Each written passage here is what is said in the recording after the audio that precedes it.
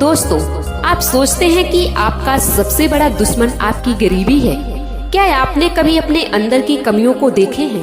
अपने आप को दोष देते हैं? नहीं दोस्तों, आपका सबसे बड़ा दुश्मन है जो हर सुबह आपको बिस्तर पर रोके रखता है, जिसका नाम है आलस्य। दोस्तों, आलस्य ही आपका सबसे बड़ा दुश्मन है। जब आप किसी भी कार्य को करना चाहते हैं, तब आपका आलस्य ही आपको उस कार्य को करने से मना करता है। आपका आलस्य ही है जो आपको अपने लक्ष्यों तक पहुंचने नहीं देता है। दूसरा आपका सबसे बड़ा दुश्मन है मोबाइल का नशा। आज इस धरती पर लाखों स्टूडेंट, करोड़ों स्टूडेंट ईश्वर से अपनी किस्मत मांग रहे हैं, अपनी किस्मत पर दोष देते हैं दोस्तों। लेकिन क्या आपने कभी विचार किया है कि क्या सच में आपकी किस्मत खराब है या आपने मेहनत नहीं किया? प्रकृति ने हम सबको समान बनाया है, हमको भी आपको भी, पर आपने उसे मोबाइल में बर्बाद कर दिया दोस्तों। याद रखिए, जो मोबाइल आपके सपनों को अपने लक्ष्यों तक पहुंचाने का जरिया था, वही आपके सपनों को, आपके लक्ष्यों को बर्बाद कर दिया। दोस्तों, आपका 5 मिनट आपके 5 साल की जिंदगी को छीन लेता है। और वो आलस जो आपसे कहता है कि कल से करेंगे, परसों से करेंगे, वो आपको उस मोड़ पर छोड़ देगा जहां कल कभी आता नहीं है।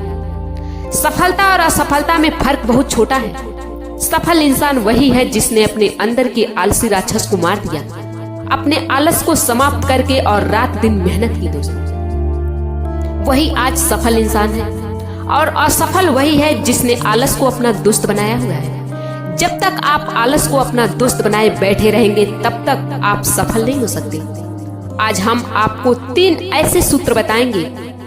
अगर आपने आज से इन तीनों सूत्रों को अपने जीवन में उतार लिया, तो न सिर्फ आपका आलस आपसे दूर होगा, बल्कि मोबाइल भी आपका सेवक बन जाएगा दोस्तों। समय किसी का भी इंतजार नहीं करता। पहला सूत्र यह है कि मन का स्वामी बनिए, दास नहीं। दोस्तों, मोबाइल बुरा नहीं है, लेकिन जब आप मोबाइल के गुलाम बन जाते हैं, तब आपका विनाश शुरू हो जाता है। मोबाइल आपका एक शस्त्र है, तो आपको ये पता होना चाहिए कि इसे कब और कहां और कितना टाइम हमको यूज करना है। पर जब आप इसका गलत और ज्यादा टाइम तक यूज करेंगे, तो स्वाभाविक है कि आपका विनाश होगा। आप कहते हैं कि थोड़ा रिलैक्स होने के लिए हम मोबाइल ओपन करते हैं, और फिर देखते देखते 2 घंटे 3 घंटे निकल जाते हैं, पता ही नहीं चलता। और आपका ध्यान, आपकी ऊर्जा, आपका समय सब मोबाइल में ही कैद हो जाता है। मोबाइल आपको आलसी नहीं बनाया, बट आपके मन की कमजोरी आपको मोबाइल का गुलाम बना दिया। जिस दिन आप अपने मन से कह दिए कि अब हम मोबाइल का नहीं, मोबाइल मेरा सेवक बनेगा, उसी दिन से आपकी आजादी शुरू हो जाएगी दोस्तों। दूसरा सूत्र, आलस एक बहुत बड़ा मीठा जहर है। आलस एक ऐसी बीमारी है जो आपके शरीर को तो बर्बाद करती ही है, और आपके सपनों को भी खा जाती है, आपके लक्ष्यों को बर्बाद कर देती है। जब पढ़ने के लिए सोचते हैं, तब आलस ही आपसे कहता है कि कल पढ़ेंगे। जब किसी कार्य को करने के लिए आप सोचते हैं, तो आपका आलस ही है जो आपको करने नहीं देता, और वही आपका सपना मर जाता है। जो लोग कहते हैं मेरा मन नहीं करता, उनसे हम एक सवाल पूछना चाहते हैं दोस्तों। अगर आपका मन ही नहीं करेगा पढ़ाई करने का, और जब पढ़ेंगे नहीं, तो फिर आप अपने लक्ष्यों को पूरा कैसे करेंगे? आप अपने टारगेट को प्राप्त कैसे करेंगे?